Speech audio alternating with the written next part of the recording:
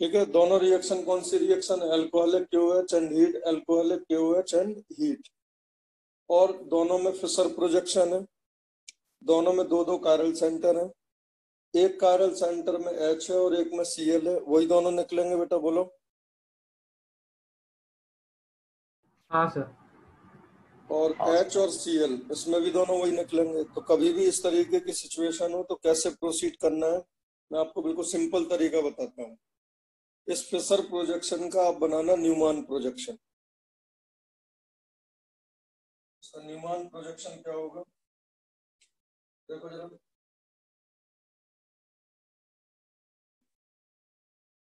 ये बनाओ आप टॉप वाला कार्बन, टॉप में क्या है? ड्यूटेरियम। और बताओ लेफ्ट में क्या है बेटा? मिथाइल। राइट में क्या है? हाइड्रोजन। और ये बना हुआ बॉटम वाला कार्बन।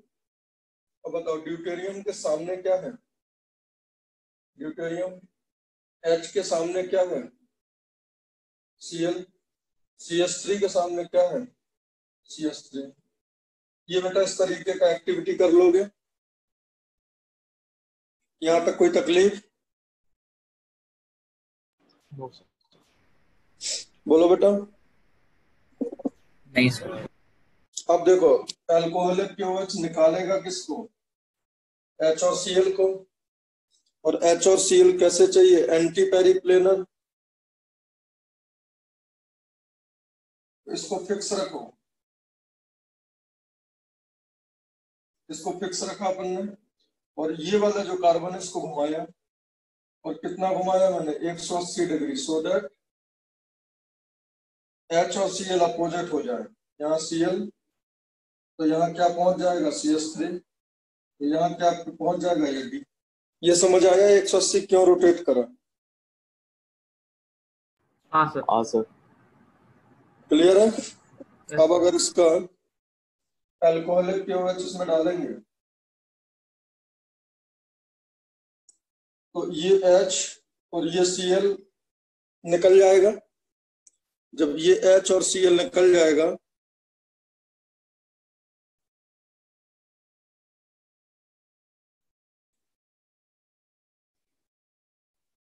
जब H और Cl बेटा निकल जाएगा तो ये कैसा दिखेगा? देखो, ये बचेगा D और ये CH3, और इसमें क्या बचेगा? यहाँ D और यहाँ CH3। चेक करो बेटा, यही बचेगा ना? Yes.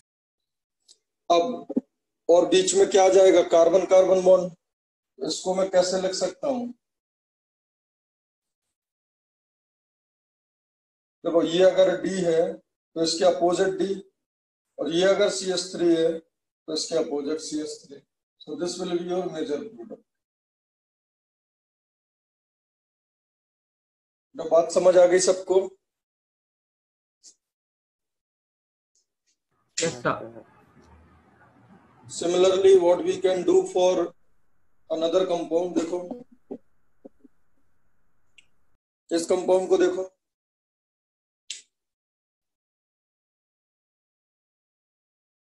now this carbon we are having R at top, H at right side and CH3 at left side. Clear?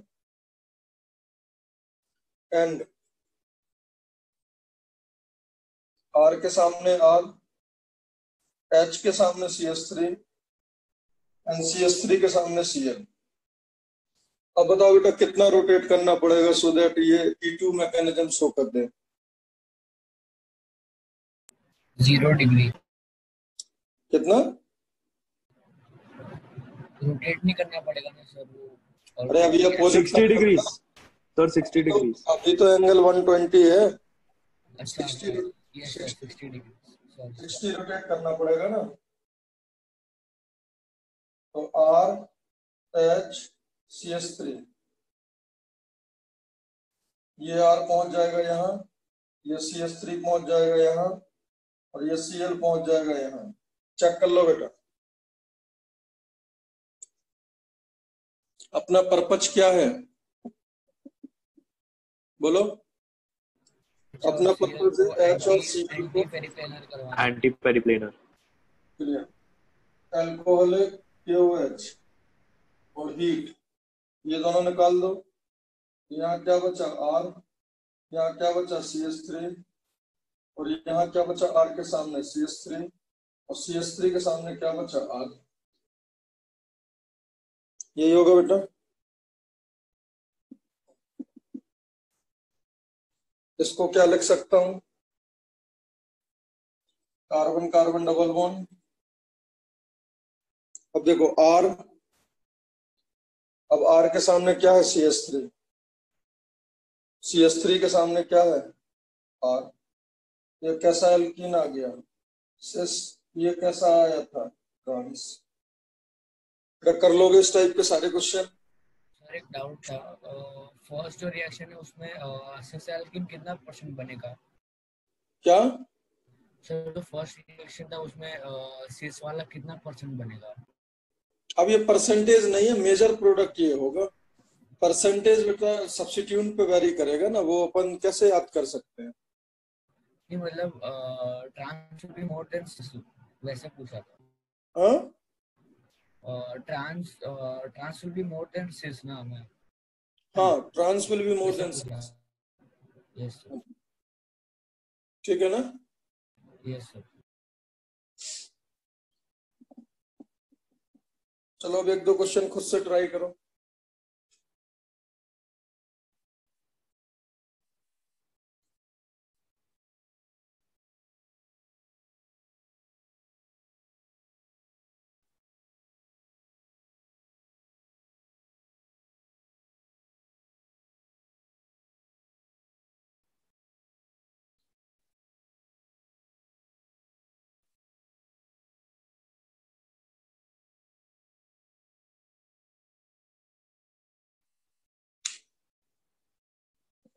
ये क्वेश्चन ट्राई करो।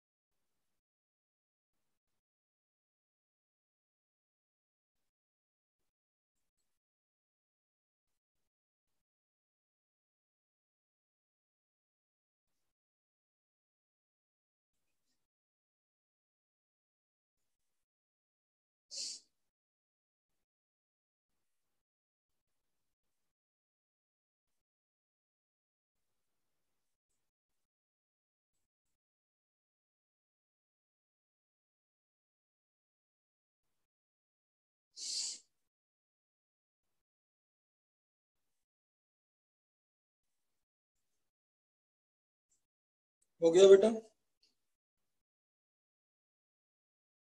Yes sir. बोलो, देखो जरा, ये क्या है पीएच, ये क्या है CH3, तो ये क्या है H। ये क्लियर है बेटा सबको। अब H के सामने क्या है Cl, और पीएच के सामने क्या है C2H5, और CH3 के सामने क्या है पीएच। ये क्लियर है सबको, बोलो। Yes sir. Yes sir. अब अपन को चाहिए क्या, H और Cl 180 डिग्री अपोजिट, तो कितना रोटेट कर दूंगा 180, तो कैसा दिखेगा ये पीएच, ये CH3, ये H, ये तो एज इट इज रहेगा। यहाँ पहुंच जाएगा Cl, यहाँ पहुंच जाएगा पीएच, ठीक है, और यहाँ पहुंच जाएगा C2H5। बोलो ये बात सही है बिल्कुल, बोलो बेटा। Yes sir. उसके बाद एल्कोहलिक KOH, अगर एल्कोहलिक KOH डाल के हीट करा तो ये H और Cl रिमूव हो जाएगा, तो क्या बचेगा, यहाँ पे बचेगा pH और यहाँ बचेगा CH3 और pH के सामने बचेगा C2H5 और CH3 के सामने बचेगा pH। ये बात क्लियर है बेटा सबको? हाँ sir. And this structure will be carbon carbon double bond. अब pH के सामने क्या है, C2H5, CH3 के सामने क्या है, pH, so this will be cis alkene। तो बेटा अगर गिवन कॉन्फ़िगरेशन है, अगर फिशर प्रोजेक्शन गिवन है, ठीक है, फिक्स है अगर उसका कॉन्फ़िगरेशन, तो आपको या तो सिस एल्कीन मिलेगा या ट्रांस मिलेगा। क्लियर है बेटा? बोलो, ये बात समझ आ गई सबको? Yes sir. जल्दी से ये क्वेश्चन अब खुद से सॉल्व करो।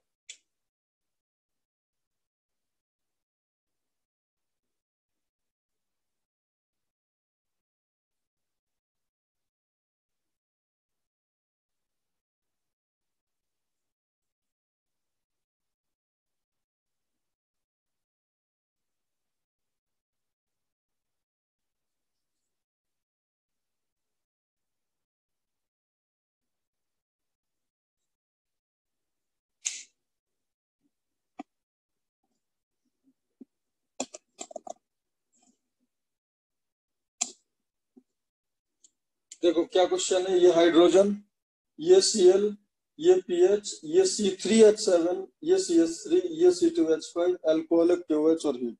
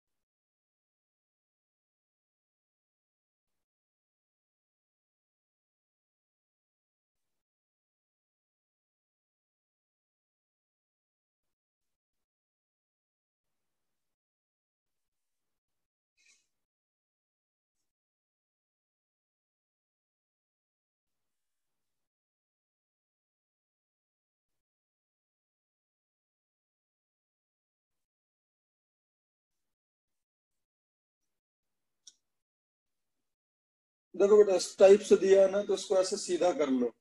इस मॉलिक्यूल को मैं ऐसे बना सकता हूँ, देखो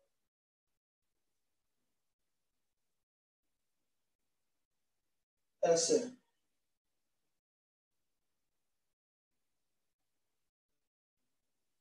ये हाइड्रोजन ऐसे ले आए, है ना, ऐसे।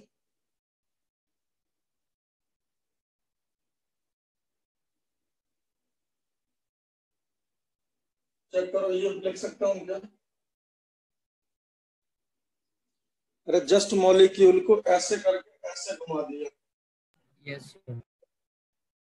कर सकते हैं ना? हाँ सर।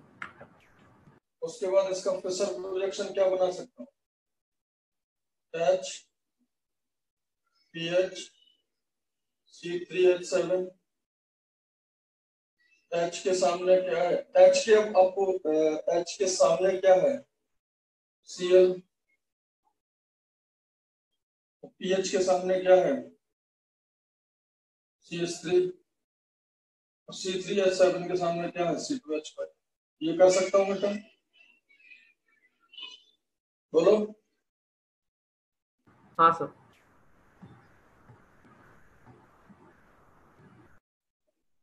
उसके बाद इसको कितना रोटेट करना पड़ेगा? 180 डिग्री। 180। तो यहाँ क्या आएगा H, यहाँ क्या आएगा Cl, यहाँ C3H7, यहाँ पर pH.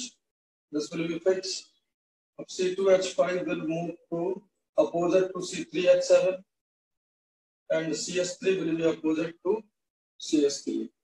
pH will be opposite to CS3. Clear है? अब अगर इसमें अल्कोहलिक KOH डाल दिया और हीट कर दिया तो ये H और ये Cl निकल जाएगा. एंटी पेरिप्लेनर क्या बचेगा? ये pH, ये C3H7 और pH के अपोजिट में क्या है CS3 और C3H7 के अपोजिट में क्या है C2H5. इसको अगर ऐसे बनाएं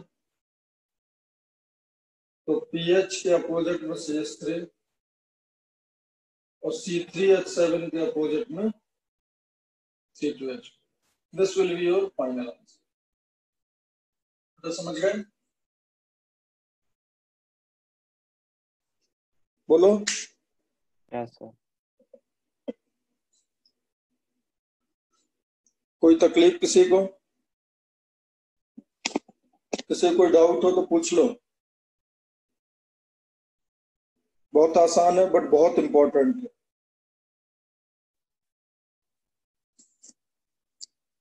देखो ये जो एक क्वेश्चन है, the correct order of SN2 divided by E2 ratio for the percentage yield of product of the following halide is. अब बताना है कि जो प्रोडक्ट का परसेंटेज यील्ड है वो SN2 का डिवाइडेड बाई E2 का क्या होना चाहिए. तो बेटा ये हमें अच्छे से पता है. SN2 का जो रेट ऑफ रिएक्शन होता है वो स्टेरिक क्राउडिंग के इनवर्सली प्रोपोर्शनल था. बेटा बोलो बोलो. Yes, sir. Yes sir. तो हाँ सर। 0 डिग्री मतलब CS3Cl में हाईएस्ट था, उसके बाद 1 डिग्री, उसके बाद 2 डिग्री और सबसे लीस्ट था 3 डिग्री में. तो बेटा ये जो P ऑप्शन आपको दिया है ये क्या है? 3 डिग्री. और 3 डिग्री में SN2 will tend to 0. बोलो. Yes sir. और बेटा 0 divided by any number will tend to 0. और कोई भी रेट का ratio can not be less than 0. So P should be the lowest. ये बात सही है बेटा? बोलो. Yes sir. और कोई तो 3 डिग्री दिया नहीं है. उसके बाद 1 डिग्री हाईएस्ट होगा SN2 में. तो R should be the best. Check करो बेटा. बोलो. Yes sir. और Yes, sir. S और Q में SN2 का रेट S में ज्यादा अच्छा होगा. क्यों? क्योंकि Q में बेटा जहां आयोडीन लगा है उसके बगल में क्राउडिंग है, एक एक्स्ट्रा pH है. बोलो. हाँ सर। सबसे पहले मेरे को ये बता दो इन गिवन कंपाउंड्स में SN2 का ऑर्डर क्या होगा, रेट ऑफ SN2 क्या होगा. तो बेटा मैं ये बोल सकता हूँ क्या R बेस्ट है, R के बाद S के बाद Q और बेटा Q के बाद P. ये बात क्लियर है सबको? Yes sir. Yes, sir. R S Q P. और देखो यही आंसर है बट अभी हम नहीं बता सकते. अभी हमें E2 का भी तो देखना पड़ेगा. अब समझो E2 का क्या ऑर्डर था. मोर क्राउडेड वाले का प्रोडक्ट ज्यादा स्टेबल बनता है. तो E2 का अगर आप रेट देखोगे तो 3 degree then 2 degree then 1 degree. मतलब मोर क्राउडेड एल्कीन मोर E2. बेटा समझ पा रहे हो? तो सबसे जबरदस्त और सबसे शानदार E2 किस में होगा? डेफिनेटली इन P, क्योंकि वो 3 डिग्री है. उसमें जो एलिमिनेशन के बाद प्रोडक्ट बनेगा वो आपका सबसे ज्यादा स्टेबलाइज्ड होगा. इस बात से बेटा एग्री करते हो? Yes sir. उसके बाद जो सेकंड हाईएस्ट होगा that will B Q, because है तो 2 डिग्री बट बगल में एक एक्स्ट्रा pH है।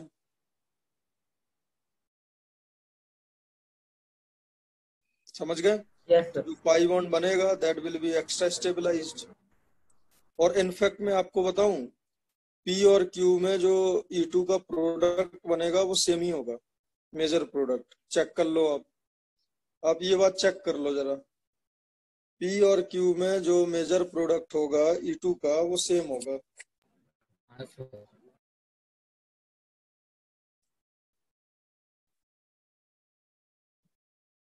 समझ गए? उसके बाद बेटा सबसे गंदा प्रोडक्ट किसमें बनेगा? R। तो जो ऑर्डर आएगा वो P सबसे ज्यादा, then Q, then S, then R। अब समझो आप, और फिर आपको इनका रेशियो बताना है। किसी का SN2 अगर हाईएस्ट है तो बेटा उसका E2 लोएस्ट है, ये बात चेक करो। मतलब SN2 और हाँ। E2 का जस्ट रिवर्स ऑर्डर है। सो SN2 by E2 can be decided by SN2 only, because जिसका SN2 ज्यादा है उसका न्यूमरेटर ज्यादा है और उसका डिनोमिनेटर कम है, बिकॉज जिसका SN2 हाईएस्ट है उसका E2 लोएस्ट है। बेटा ये बात फील आ गई? इस क्वेश्चन का आंसर ए आएगा। ये सबको समझ आ गया? अगर किसी को डाउट हो तो बताओ। समझा सर। नेक्स्ट क्वेश्चन ट्राई करो।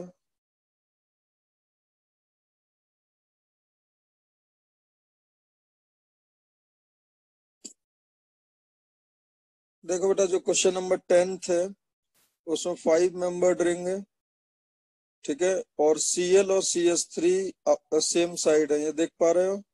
Cl और CH3 सेम साइड है, दोनों हाइड्रोजन सेम साइड है और 1 और 3 पोजीशन पे हैं। ध्यान से समझना। अब दिया हुआ है NaOH एंड अप्रोटिक सॉल्वेंट।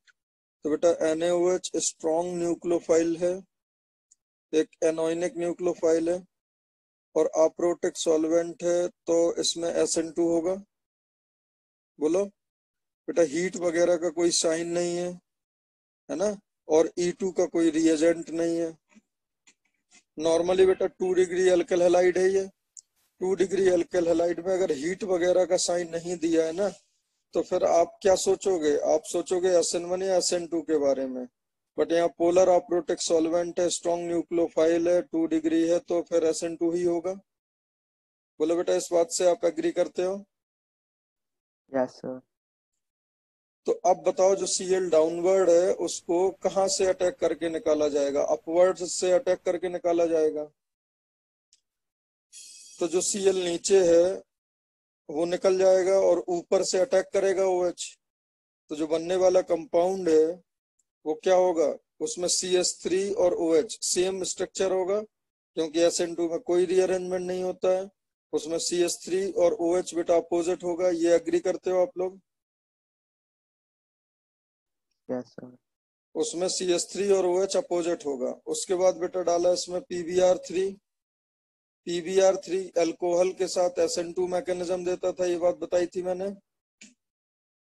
और SN2 मैकेनिज्म है। अब OH उसका अपोजिट है, उसमें Br नीचे से अटैक करके उसको निकालेगा और OH की जगह Br आ जाएगा। तो अब बताओ बेटा, Br और CH3 सेम साइड हो जाएंगे आफ्टर सेकेंड रिएजेंट। Br और CH3 will be at the same side। Yes, clear है sir. बेटा इतनी बात? Yes sir.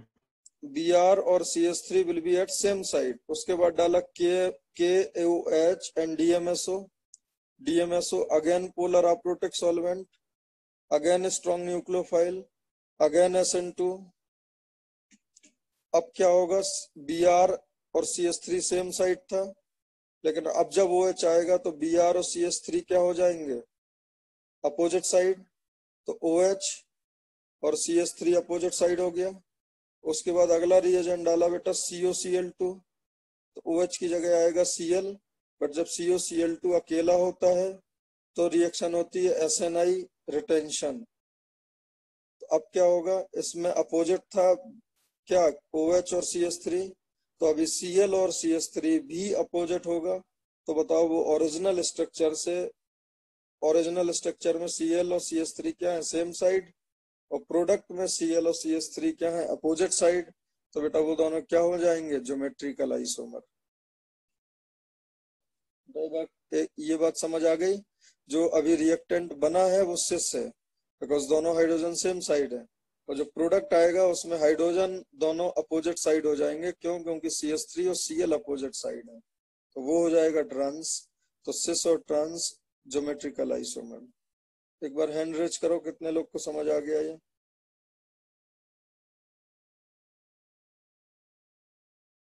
आ गया ना समझ में? पक्का झूठ तो नहीं बोल रहा है ना कोई? बहुत बेसिक क्वेश्चन है ये। चलो अब अटेम्प्ट करो बेटा क्वेश्चन नंबर 11।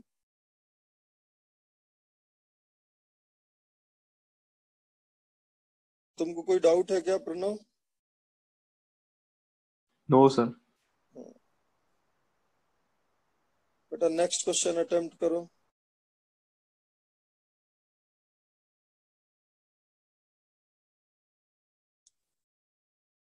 हाँ ये हो गया होगा। Select the incorrect option for the following statements. The bimolecular elimination मतलब E2 of alkyl halide is a stereo specific reaction. कोई बताएगा इसका क्या मतलब? स्टीरियो स्पेसिफिक का क्या मतलब है? सर अगर डिफरेंट अगर डिफरेंट स्टीरियो आइसोमर्स से हमें डिफरेंट प्रोडक्ट्स मिल सकता है स्टीरियो जैसे अभी मैंने आइसोमरिज्म के बताया आपको, रिस्पेक्ट जो आज मैंने कराया है, मैंने आपको क्या कराया कि जो कायरल सेंटर थे उनका डिफरेंट ओरिएंटेशन करने पे डिफरेंट प्रोडक्ट मिल रहे हैं ना। बोलो। यस अरे सर। एंटी पेरिप्लेनर है ना, एंटी पेरिप्लेनर है ना, कभी सिन पेरिप्लेनर तो नहीं होगा ना ये। स्टीरियो स्पेसिफिक का मतलब होता है कि जब किसी का निकलना या आना स्टीरियो केमिकली स्पेसिफिक हो। जैसे कार्बोकेटाइन पे कोई अटैक करता है तो बॉटम और टॉप दोनों से अटैक करता है ना बेटा। बोलो। लेकिन SN2 रिएक्शन में अगर कोई अटैक करके Cl को निकल रहा है तो वो स्टीरियो स्पेसिफिक हो गया। क्यों? क्योंकि वो पीछे से अटैक करके निकल रहा है। उसी तरीके से E1 में तो कार्बोकेटाइन बन गया बेटा, और अब अगर कार्बोकेटाइन बन ही गया तो वो तो प्लेनर हो गया। अब उसके बगल वाला हाइड्रोजन आप कोई सा भी निकाल दो, उसको कोई अंतर नहीं पड़ता है। बट E2 रिएक्शन में आपको कौन सा वाला हाइड्रोजन निकालना पड़ेगा? जो Cl के अपोजिट वाला होगा। तो मैं ये स्टेटमेंट बोल सकता हूँ, SN1 and E1 reaction are non stereo specific but E2 and SN2 reactions are stereo specific reaction। बेटा ये बात सबको समझ आ गई? E1 and SN1 reactions are non-stereo specific, but SN2 and E2 are stereo specific reaction।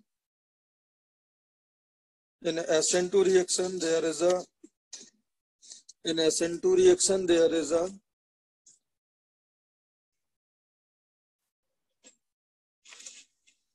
in SN2 reaction there is a single isomer is the product। ये बात भी सही है। सिंगल आइसोमर कैसे बेटा?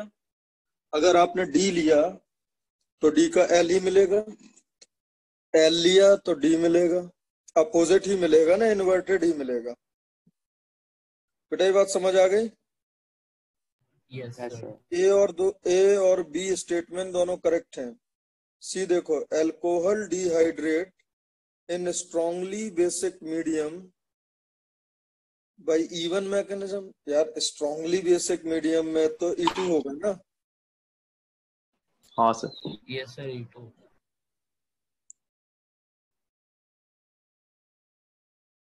नहीं, और एल्कोहल कैसे डिहाइड्रेट करेगा इवन इन स्ट्रॉन्गली बेसिक? अरे एल्किल हैलाइड होगा ना, और वो भी E2 करेगा। अरे एल्कोहल में बेटा E2 रिएक्शन अभी मैंने नहीं बताई ना आपको? वो बताया Al2O3 और THO2 वाली reaction, No, sir. Thorium oxide and Al2O3 वाली, बोलो। No sir. No, sir. अभी अभी नहीं बता सर। दूंगा, ठीक है। तो अभी तो ये क्लियरली गलत लग रहा है ना, अल्कोहल में स्ट्रांगली बेसिक में इवन कैसे हो जाएगा? 3 hydroxy propanal dehydrate in strongly basic condition bye even CB mechanism. Yes, this is correct. बेटा इवन सीवी में मैंने आपको क्या बताया था, ये याद दिलाओ जरा।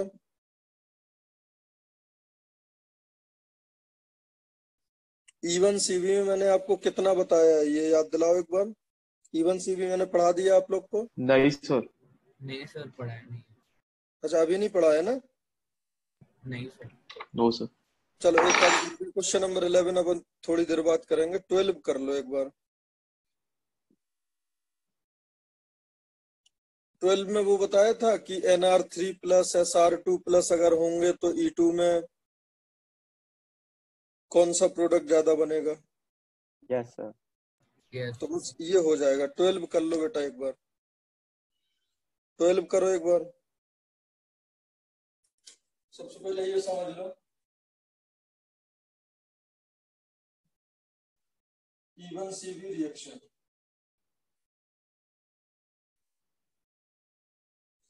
इवन सीवी का फुल फॉर्म क्या होता है?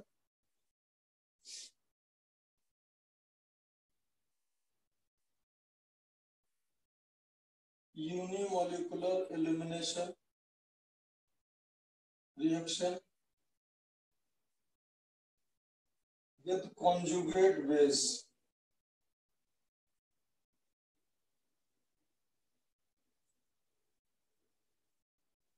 इवन का फुल फॉर्म समझ आया?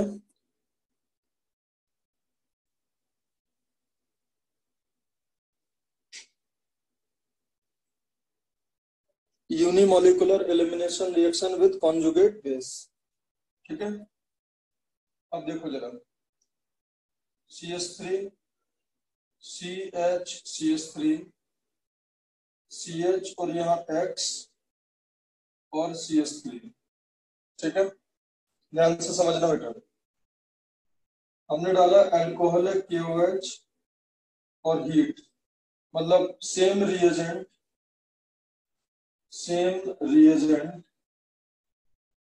एज E2 के लिए रिएजेंट लिखवाए थे बेटा, उसके सेम रिएजेंट होंगे। मतलब इसको भी पहचानने के लिए आपको क्या देखना होगा, ये लिखवाया था मैंने, alcoholic KOH heat NaNH2 in liquid ammonia और RO minus in ROH along with heat. Clear बेटा? रिएजेंट आपके सेम है। अब देखो जरा इसमें होता क्या है, इसमें ध्यान से देखो होता क्या है, इसमें क्या होता है ये हमें समझना पड़ेगा बेटा। जो परफेक्ट E2 रिएक्शन था, जो परफेक्ट E2 रिएक्शन था इन आइडियल E2 रिएक्शन, ये हमें मालूम था, rate of removal of H is exactly equal to rate of removal of X। बोलो बेटा। हाँ सर। H का निकलने का रेट और X का निकलने का रेट बराबर था। जैसे जैसे H निकल रहा था वैसे वैसे X निकल रहा था बेटा, बोलो। Yes sir. एंटी साइड से निकल रहा था। तो अब अगर मान लो कोई बेस ने H उठाया तो उसने तो H प्लस उठाया था, वहां पे इलेक्ट्रॉन छोड़े थे, बट क्या वो इलेक्ट्रॉन कहीं स्टोर हो रहे थे? नहीं, वो तुरंत X को दे रहा था। ये फील कर पा रहे हैं बेटा? हाँ sir. RCR H CX R R1 R1।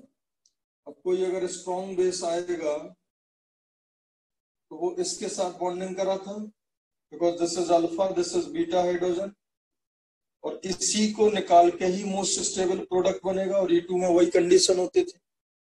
तो अब जैसे जैसे ये हाइड्रोजन निकला था, जैसे जैसे ये हाइड्रोजन निकला था, तो ये वाला बॉन्ड बेटा वीक हुआ था, ब्रेक हुआ था, ये वाला फॉर्म हुआ था, और जितना परसेंट ये ब्रेक हुआ उतना परसेंट यहाँ बनने लगा था बेटा, बोलो, और उतने ही परसेंट ये ब्रेक होने लगा था। ये वाली बात याद आ रही है? कहीं पे भी ये जो इलेक्ट्रॉन छोड़ के गया है, क्योंकि ये तो H प्लस पिकअप करेगा, ये तो H प्लस पिकअप करेगा, यहाँ इलेक्ट्रॉन छोड़ेगा, लेकिन कहीं पे भी इलेक्ट्रॉन आइसोलेट कर पाएंगे क्या, हम बताओ बेटा? कहीं पे नेगेटिव चार्ज आप आइसोलेट कर पाओगे? कहीं पे आपको नेगेटिव चार्ज एक्यूमुलेटेड दिखेगा? नहीं दिखेगा। इतनी बात क्लियर है बेटा? ये होता है आइडियल E2। आइडियल E2 में क्या होगा? नो पार्शियल और full negative charge is observed in TS। Transition state में आपको कहीं पे भी कोई नेगेटिव चार्ज, ना तो पूरा ना पार्शियल, कहीं दिखेगा ही नहीं। ये तो आइडियल हो गया। अब बेटा मेरे को ये बताओ, अगर मैं कुछ ऐसा कर दूं, this beta hydrogen is significantly more acidic, अगर मैं इसकी एसिडिक स्ट्रेंथ और इंक्रीज कर दूं, एंड साइमल्टेनियसली, और नहीं एंड बोल रहा हूं, hydrogen is more acidic and leaving group ability of X is slightly lesser. अगर ये दो बातें बेटा हो जाएं तो बताओ, देखो जिस रेट से E2 में हाइड्रोजन निकल रहा था उससे फास्ट रेट से निकलेगा H, because beta hydrogen is more acidic. बेटा बताओ, जिस रेट से हाइड्रोजन E2 में निकल रहा था उससे फास्ट निकलेगा, और जिस रेट से वो इलेक्ट्रॉन X को ट्रांसफर हो रहे थे उससे स्लोली अब ट्रांसफर होंगे। क्यों? क्योंकि उसका लीविंग ग्रुप एबिलिटी कम है। तो बताओ ऐसी अगर सिचुएशन है तो बताओ डेल्टा ट्रांजिशन, माइनस, ऐसा अगर सिचुएशन है तो मैं ये बोल सकता हूं, rate of removal of H will be greater than rate of removal of X। बेटा ये बात समझ आई आपको? जैसे आप ऐसे सोचो, मैंने आपको बेटा 2 लाख रुपए दिए, मैं आपको हर घंटे 2 लाख रुपए देता हूं और आप तुरंत आगे ट्रांसफर कर देते हो, तो किसी भी स्टेज पे आपके पास 2 लाख रुपए पाए जाएंगे क्या? नहीं। मैंने जैसे ही आपको पैसे ट्रांसफर करे आपने तुरंत कर दिए, फ्रैक्शन ऑफ सेकंड। तो E2 में क्या होता है, जैसे ही बेस ने इसको उठाया, जितना परसेंट उठाया उतना परसेंट इसने ट्रांसफर कर दिया। क्यों? क्योंकि ये लीविंग ग्रुप अच्छा है, उतना परसेंट ये निकल भी गया। तो क्या यहाँ पे जो H ने अपने इलेक्ट्रॉन छोड़े हैं, क्या वो इलेक्ट्रॉन यहाँ पे दिखेंगे कभी ट्रांजिशन स्टेट में? नहीं दिखेंगे। बट अगर बेटा H का निकलना फास्ट हो जाए, H का निकलना फास्ट हो जाए, मैं आपको 2 लाख रुपए देने का फ्रिक्वेंसी बढ़ा दूं और आप आगे उसको ट्रांसफर उस फ्रिक्वेंसी से ना कर पाओ, तो बेटा आपके पास पैसे एक्यूमुलेट हो जाएंगे या नहीं होंगे? बताओ, बोलो। हाँ सर, तो अगर rate of removal of hydrogen ज्यादा हो जाएगा और rate of removal of X से, तो डेफिनेटली ट्रांजिशन स्टेट में क्या होगा? नाउ माइनस माइनस TS जो होगा, जो ट्रांजिशन स्टेट होगा, विल हैव नेगेटिव चार्ज। बोलो बेटा। और हाँ अगर सर, नेगेटिव चार्ज होगा तो there will be carbanion, there will be conjugate base, क्योंकि H निकल के क्या बनता है? बेस बनता है ना। ये H निकाल दो तो यहाँ नेगेटिव अब बनेगा, और नेगेटिव अगर बनेगा तो वो क्या कहलाएगा? Conjugate base. आपको डिफरेंस समझ आया E2 वर्सेस E1 में? आपको कौन सी 2 बातें इन्वेल्ट करनी पड़ेंगी सो दैट E1 C भी होने लगे? ये दो बातें, hydrogen should be more acidic and leaving group should have laser leaving group ability. बेटा ये फील आया आपको? आगे प्रोसीड करा जाए अब, बोलो। Yes sir. अब देखो जरा, अब मैं ये आपको बोल रहा हूं कि this is poor leaving group है, ठीक है। मतलब ये तो ये H का रेट S के साथ कब होता था, और ये मैं बोल रहा हूँ यहाँ पे R कर देते हैं, यहाँ पे R कर देते हैं, and this hydrogen is significantly more acidic.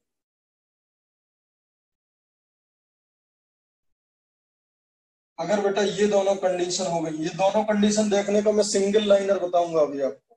Significantly more acidic का क्या मतलब है, चलो अभी बता देता हूं बेटा। सिग्निफिकेंटली मोर एसिडिक का मतलब होता है कि after removal of H formed negative charge should be रेजो-स्टेबलाइज्ड।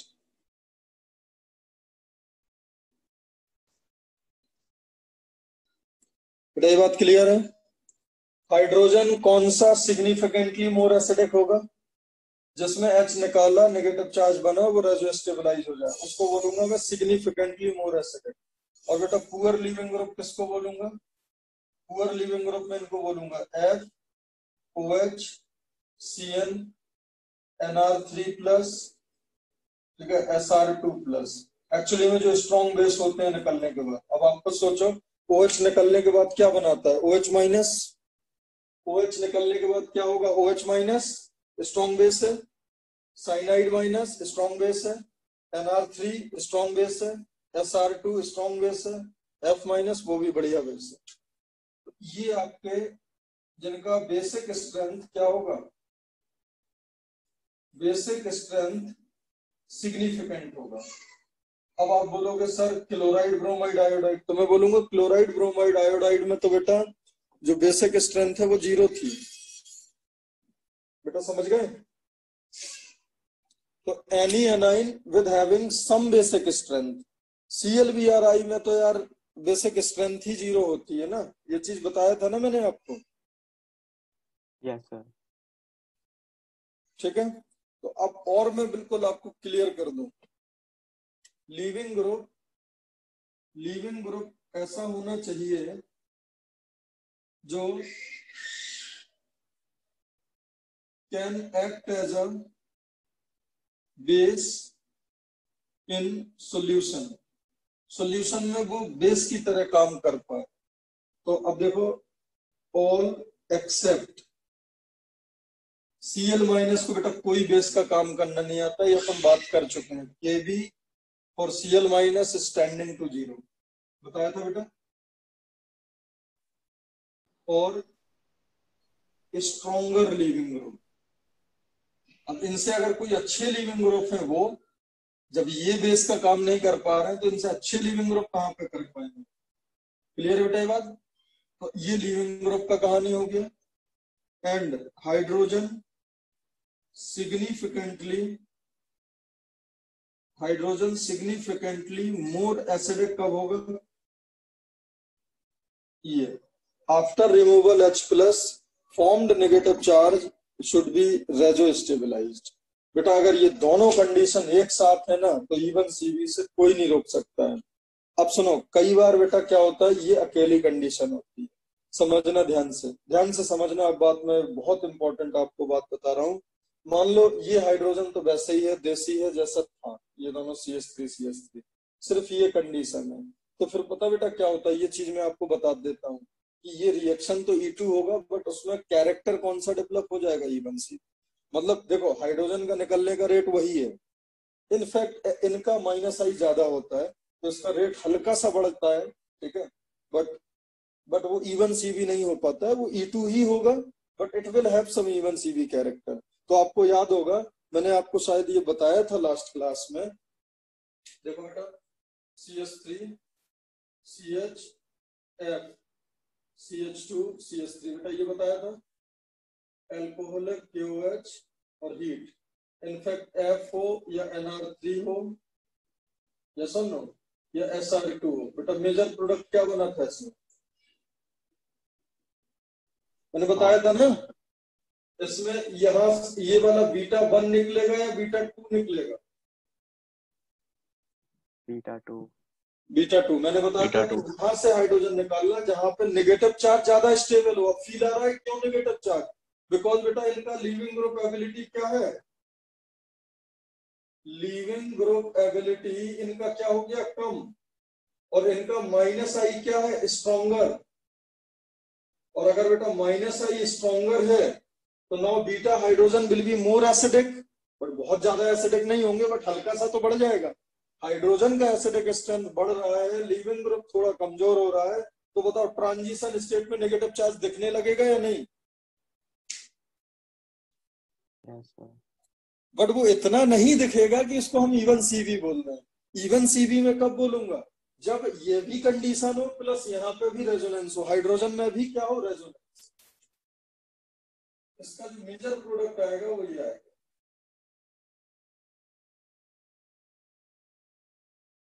अभी देखो जबरदस्त आपको इवन CV का एक एग्जांपल बताता हूं, देखो जबरदस्त example, CH3 CO CH2 CHF CH3, alcoholic KOH और हीट।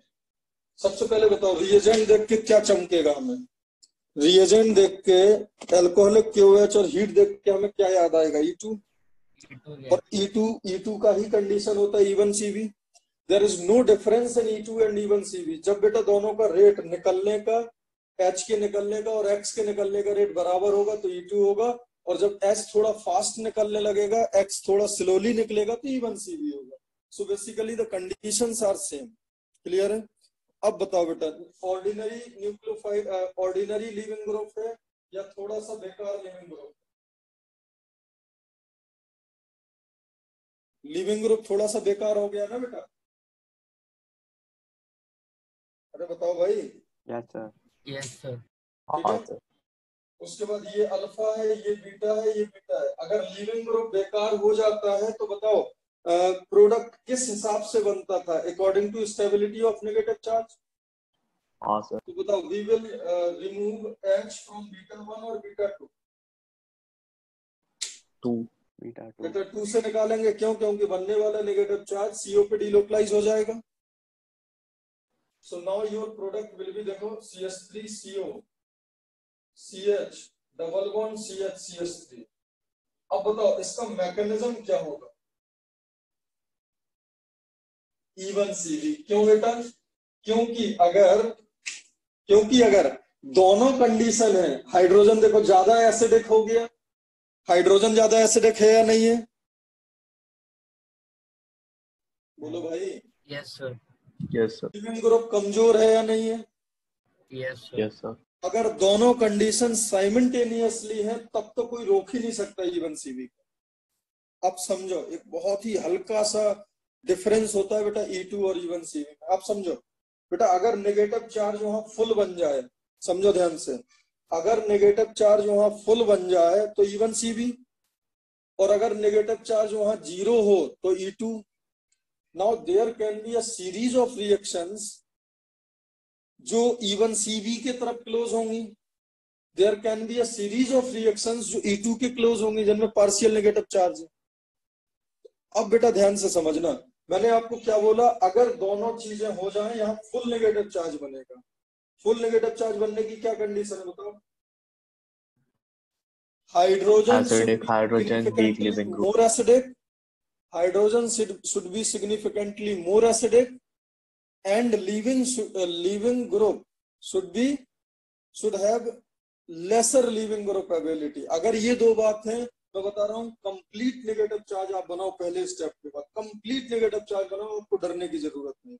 लेकिन अब सुनो, अगर दोनों में से कोई एक कंडीशन है, बहुत ही प्यारा, अगर दोनों में से कोई एक कंडीशन है तो कब E2 होगा, कब इवन CV। अब समझो जरा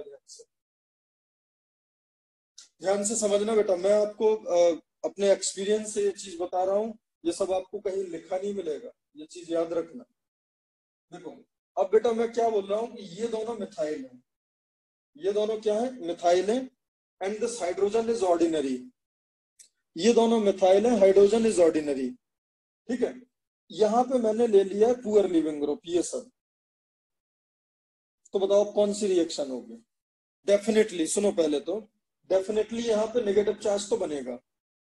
क्यों?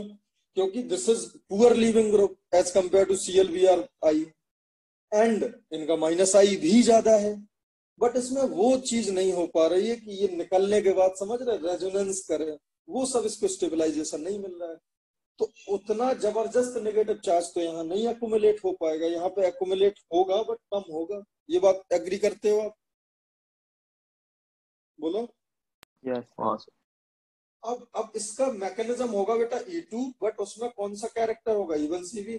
सो we will go with the major product with the help of stability of carbonyl। हम बस उस साइड नेगेटिव चार्ज बनाएंगे जो लीस्ट क्राउडेड होगा। 1 डिग्री 2 डिग्री 3 डिग्री में कहां से हम बीटा H निकालेंगे? 1 डिग्री से। क्लियर है बेटा? तो अगर एक ही पुअर लिविंग ग्रुप अगर है और ये ऑर्डिनरी है, तब आपका क्या होगा? तब होगा आपका E2 reaction with even CV character and major product will be decided by stability of negative charge। बोलो ये बात समझ आई?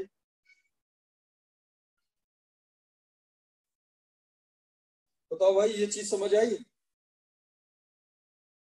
सर एक बार रिपीट कर सकते हो, डिस्कनेक्ट हो गया था।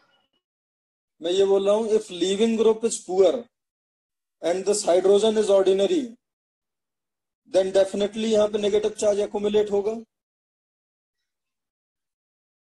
हाँ सर।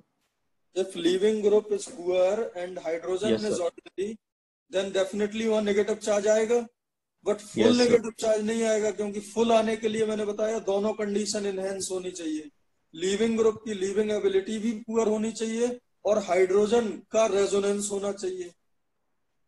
हाँ लेकिन सर। यहाँ पे लीविंग ग्रुप एबिलिटी पुअर हो गई है, लेकिन हाइड्रोजन का एसिडिक स्ट्रेंथ इनहेंस नहीं हुआ बहुत ज्यादा बिकॉज ऑफ एक्सटर्नल फैक्टर। तो यहाँ पे नेगेटिव चार्ज तो आएगा, बट बेटा नेगेटिव चार्ज उतना भी जबरदस्त नहीं आता है कि उसको हम इवन CV बोलें, तो इसको हम बोलेंगे E2, बट इसमें होगा सम इवन CV कैरेक्टर, और इसका जो प्रोडक्ट होगा that will be decided by stability of carbon. Okay sir. Clear है? ये बात क्लियर है? अब देखो दूसरी हाँ सर। कंडीशन, अगर बेटा मैंने लीविंग ग्रुप ले लिया है यूजुअल वाला ClBr, मैंने लीविंग ग्रुप ले लिया है जबरदस्त वाला लीविंग ग्रुप, मैंने लीविंग ग्रुप से कोई कंप्रोमाइज नहीं करा, लेकिन हाइड्रोजन को मैंने सिग्निफिकेंटली मोर एसिडिक कर दिया, मैंने ऐसा रेजोनेंस कराया कि वो डेफिनेटली नेगेटिव चार्ज निकल बनने के बाद वो ऑक्सीजन पे डिलोकलाइज हो या नाइट्रोजन पे डिलोकलाइज हो, तब हो जाती है बेटा E one CV reaction with E2 character. क्या बोला मैंने? E one CV reaction with E2 character. और अगर अपन से पूछता है कोई कौन सी रिएक्शन है, then we will go with E one CV। क्या बोला मैंने? रिकॉल करो उसको। मैंने बोला अगर ये ऑर्डिनरी है और ये कंप्रोमाइज करा तो E2 होगा, बट उसमें इवन CV कैरेक्टर होगा।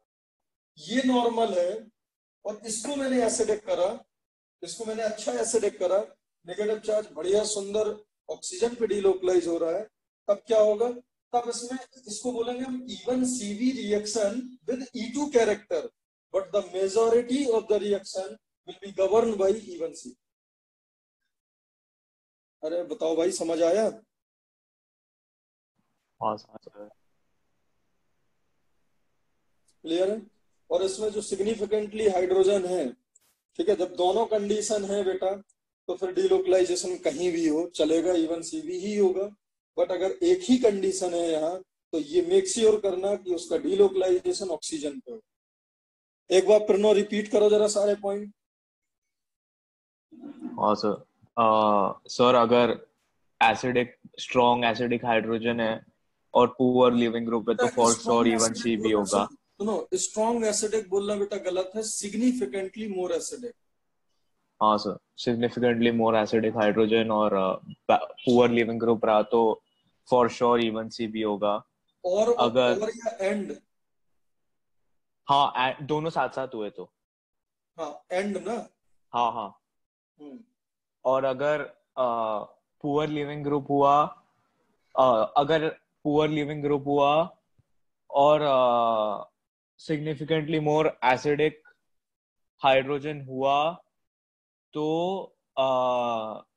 Even CB with E2 character होगा।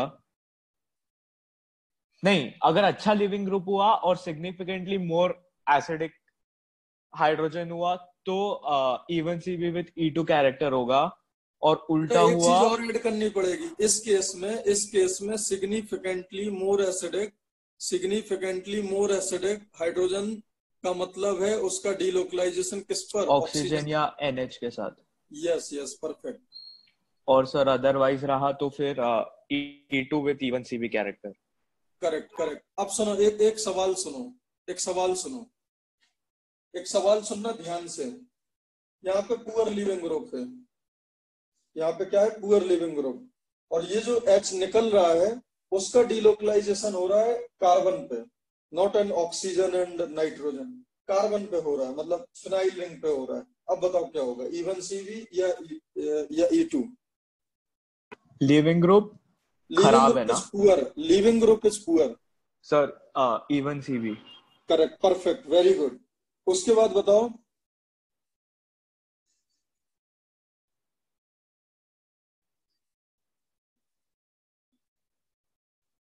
हाँ, लिविंग ग्रुप इज नॉर्मल, मतलब strong, and hydrogen is delocalization. Hydrogen का जो डीलोकलाइजेशन है वो कार्बन कार्बन डबल बॉन्ड पे है, मतलब कार्बन पे डीलोकलाइजेशन है। अब E2। Yes, E2 but having even CV character. बेटा अगर ये चीजें आपने दिमाग में मैपिंग कर ली ना, मैं बता रहा हूँ दुनिया में कोई क्वेश्चन आ जाए इवन सीवी का, आप गलत कर ही नहीं पाओगे। बस इन बातों को आपको दिमाग में हमेशा रखना है।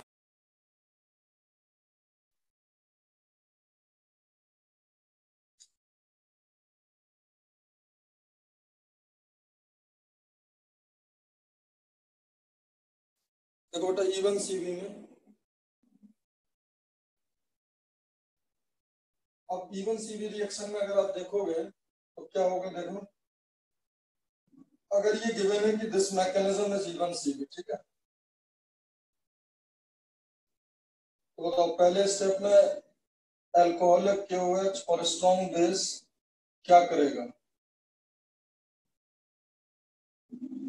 Strong base will pick up this beta hydrogen. Yes. मतलब it is given that it is a E one CB mechanism, और परफेक्ट इवन सीवी है। और अगर परफेक्ट इवन सीवी है तो कुछ ऐसा दिखेगा बेटा। This will be your step 1। बोलो, क्लियर है? Yes sir. और स्टेप 2 में क्या होने लगेगा?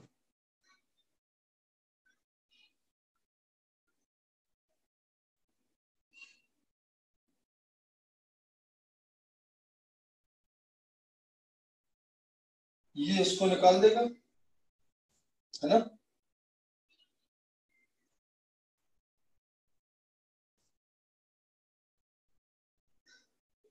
यहां तक कोई दिक्कत? तो इवन सीवी रिएक्शन कैसा हो जाएगा? It will be a complex reaction. बोलो बात सही है? More than one step reaction. इसका बेटा जो ये पहला स्टेप होता है ये काफी स्लो होता है और रिवर्सिबल भी होता है। First step is slow and reversible.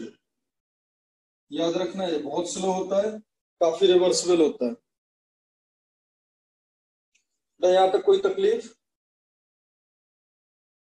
अब बेटा नेम से क्या समझ आ रहा है बताओ? मॉलिक्युलरिटी क्या होगी?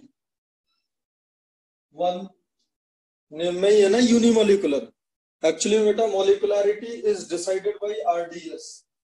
It is decided by RD step. तो इन RD स्टेप अब बताओ जरा, सारा का सारा रेट इसमें कैसा बनेगा? नेगेटिव चार्ज अगर ज्यादा स्टेबल होगा तो रेट ज्यादा होगा, सारा का सारा इस पे गवर्न होगा। तो मॉलिक्युलरिटी इसका 1 होता है, ठीक है। और इसका रेट लॉ वैसे ही होता है जैसा E2 का है, देखो। रेट आएगा इसका K Rx to the power 1 strong base to the power 1. So order with respect to Rx 1 आएगा, order with respect to OH minus B 1 आएगा, total order will be 2. याद रखना E1 में बेटा मोलिकुलरिटी 1 ऑर्डर 1, E2 में molecularity 2 order 2, E1CV में molecularity 1 order 2. बेटा समझ आ गया? क्या याद रखना है? 1 1 2 2 एंड 1 2. ये किसका है? E1CV का.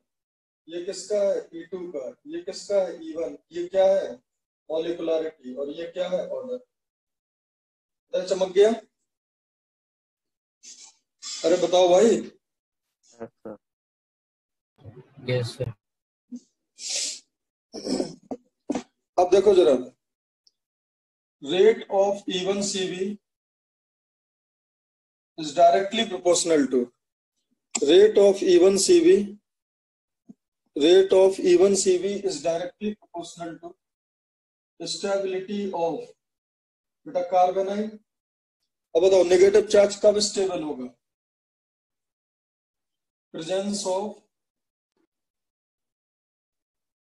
Electron withdrawing group at Rx, बोलो. और inversely proportional to presence of electron releasing group at Rx. बेटा नेगेटिव चार्ज कब स्टेबल होगा?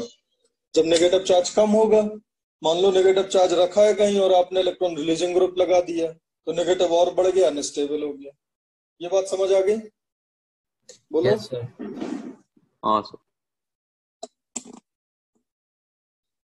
ठीक है.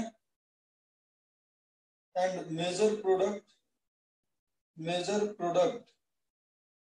इन E1CV reaction will be according to